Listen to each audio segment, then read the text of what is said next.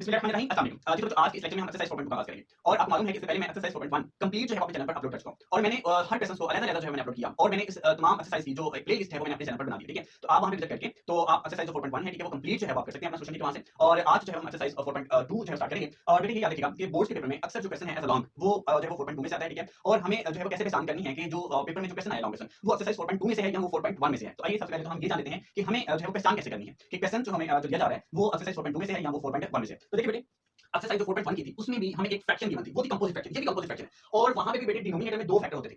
दोनों फैक्टर जो है वो बेटे लीनियर फैक्टर होते हैं, ठीक है। ये याद रखिएगा 4.1 में और 4.2 में हमें फैक्टर्स जो दिए जाएंगे बेटे के नीचे डिनोमिनेटर में वो हमेशा लीनियर फैक्टर्स होंगे, ठीक है। यानी कि एक जो टर्म होगी बेटे वो हमारे पास एक्चुअली होगी और दूसरी जो टर्म होगी वो हमेशा जो है वो एक कांस्टेंट होगी। बट एक्सरसाइज जो 4.2 और जो 4.1 है इन दोनों में क्या फर्क है? तो देखिए बेटे, पिछली जो हमने जो पिछली एक्सरसाइज की उसमें हमारे पास बटे में जो दो फैक्टर्स होते थे उसमें ये था कि बेटे ये जो पावर है वो नहीं होती थी। बट इस एक्सरसाइज में ये होल की पावर जहां पे 2 बना दी गई है। यानी कि आप कोई भी क्वेश्चन देखेंगे, आप इस सारी एक्सरसाइज में जितने भी क्वेश्चन देखेंगे, आपको बटे के नीचे हमेशा एक फैक्टर ऐसा मिलेगा जिसकी पावर जो है वो 2 है और एक फैक्टर हमेशा आपको मिलेगा जिसकी पावर मैक्सिमम 1 है, ठीक है। तो यहां पे ये याद रखिएगा, ये बिल्कुल एक सिंपल तरीका था एक्सरसाइज जो है वो 4.2 और 4.1 में जो है वो फर्क जो है हम बड़ी आसानी से कर सकते हैं, ठीक है। सो इसलिए ये तो हमने फर्क समझ लिया, लेकिन अब इसका सॉल्यूशन कैसे करेंगे? अब हमें ये मेथड जो है वो सारा सीखना है, ठीक है। अपने इस क्वेश्चन का जो सॉल्यूशन होगा, ठीक है, वो स्टेप बाय स्टेप आपने ध्यान से समझना है, ठीक है। और वीडियो को स्किप नहीं करना, ठीक है। मेरी आपसे हमेशा गुजारिश ये रहेगी कि आपने लेक्चर मुकम्मल वॉच करना है, ठीक है। और मुकम्मल वॉच करेंगे तो समझ आएगी, लेकिन अगर आप मुकम्मल वॉच नहीं करेंगे और वीडियो को छोड़ के चले जाएंगे तो फिर आपको समझ नहीं आएगी। तो मेरी आप तमाम स्टूडेंट्स से रिक्वेस्ट है कि वीडियो को मुकम्मल वॉच करें। अगर फर्स्ट करें वीडियो ब्लर हो रही है तो आप ऐसा करें रेजोल्यूशन जो चीज करें, ठीक है। इसको 360 पे जो कर दीजिए। ये आपको जो वीडियो लेक्चर्स हैं ये लाजमी जो है आपको फायदा पहुंचाएंगे, ये मेरी गारंटी आपको, ठीक है। तो आइए बेटे हम इसका जो सॉल्यूशन है वो देखते हैं किस तरह से करेंगे। तो देखिए बेटे, सबसे पहले तो आपने जो भी आपको जो भी फ्रैक्शन दी जा रही है आप ये देखना है क्या ये फ्रैक्शन हमारे पास है वो हमारे पास है वो जो है प्रॉपर फ्रैक्शन है या नहीं है, क्या ये इम्प्रॉपर तो नहीं है। तो सबसे पहले ये पहचान करनी है, यानी कि डिनोमिनेटर में हमारे पास हमेशा x की जो पावर है वो हमेशा ज्यादा होनी चाहिए और जबकि न्यूमिनेटर में जो x की पावर है वो हमेशा कम होनी चाहिए। तो देखिए यहाँ पे हमारे पास x - 1 का होल स्क्वायर है। तो सबसे पहले इसको जो है ओपन करके देख लेते हैं कि x - 1 का जो होल स्क्वायर है वो किसके बराबर है। तो बेटे पहली रकम का स्क्वायर प्लस दूसरे रकम का स्क्वायर और उसके बाद बेटे हमारे पास यहाँ पे फॉर्मूले का माइनस, ठीक है। 2 फॉर्मूले का पहली रकम हमारे पास है x जबकि दूसरी रकम हमारे पास 1 और यहाँ पे भी जो है बेटे ब्रैकेट ओपन जो है सॉरी लगा,